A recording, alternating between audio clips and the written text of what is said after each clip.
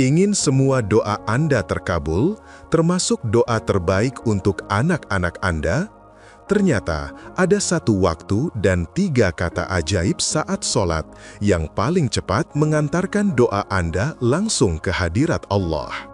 Bismillahirrahmanirrahim. Assalamualaikum warahmatullahi wabarakatuh. Alhamdulillahi rabbil alamin. Wassalatu wassalamu ala ashrafil anbiya'i wal mursalin.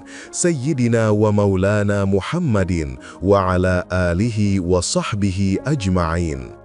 Sahabat beriman, salah satu waktu istimewa dalam berdoa, baik mendoakan diri sendiri, keluarga, maupun mendoakan anak-anak kita, adalah saat kita sedang sujud dalam beribadah sholat.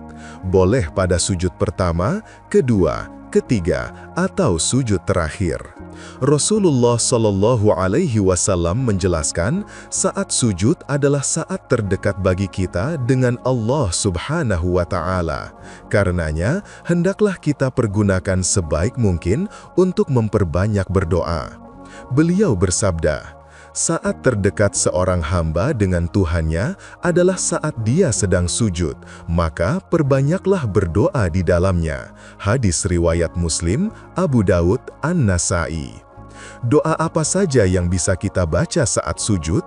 Ada 2 kata atau 3 kata yang boleh kita baca saat sujud, sebagai untayan doa kita untuk diri sendiri, keluarga kita, dan anak-anak kita.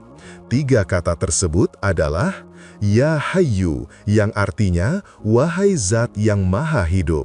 Ya Qayyum, yang artinya wahai Zat yang Maha Berdiri Sendiri.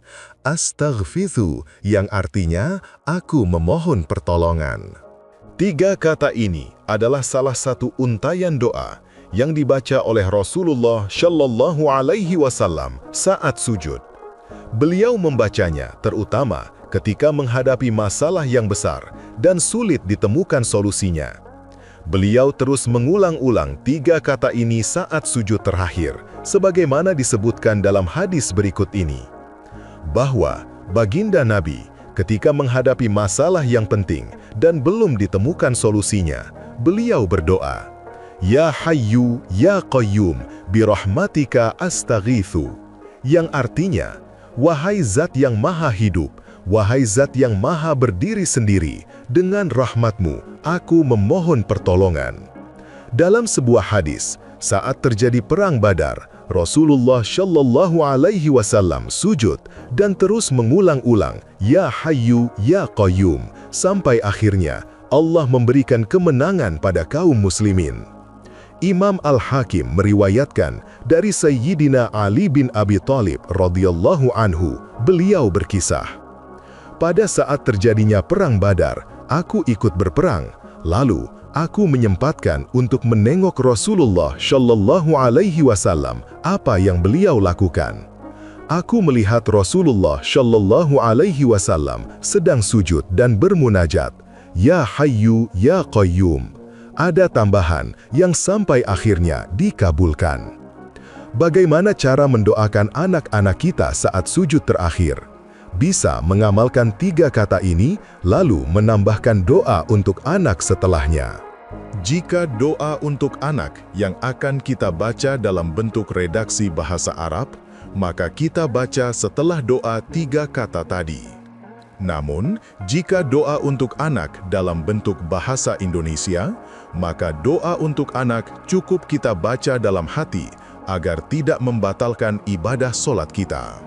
Ibnu Qayyim dalam Zadul Ma'ad berkata, doa Ya Hayyu, Ya Qayyum, birahmatika astaghithu punya kandungan yang luar biasa. Sifat Hayyu, kehidupan, mengandung makna bahwa Allah memiliki sifat sempurna dan mengeksistensikan sifat sempurna tersebut.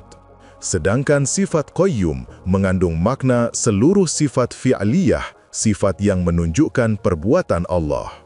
Oleh karena itu, nama Al-Hayyu Al-Qayyum termasuk dalam nama Allah yang agung, Ismullah Al-A'zam, di mana jika seorang berdoa dengannya akan dikabulkan, jika meminta dengannya akan diberi. Adapun praktiknya adalah sebagai berikut. Pada saat akan sujud terakhir, kita baca takbir terlebih dahulu, Allahu Akbar, lalu kita sujud dengan sempurna. Diamlah beberapa detik, lalu baca dulu bacaan tasbih saat sujud sebanyak 3 kali.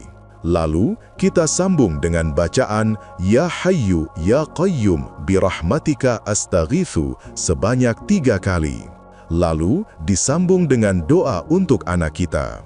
Kemudian, takbir lagi, bangun dari sujud, Allahu Akbar, dan lanjutkan sholat kita hingga selesai. Sahabat beriman, semoga Allah Subhanahu wa Ta'ala memberikan kepada kita semua kebaikan yang disegerakan maupun yang ditunda, semua kebaikan yang diketahui maupun yang dirahasiakan. Semoga Allah Subhanahu wa Ta'ala melindungi kita dari keburukan yang disegerakan maupun yang ditunda, dan apa yang mendekatkan kepadanya, baik berupa ucapan maupun perbuatan. Dan semoga Allah Subhanahu wa Ta'ala melindungi kita dari neraka, dan apa yang mendekatkan kepadanya, baik berupa ucapan ataupun perbuatan. Amin ya Rabbal Alamin.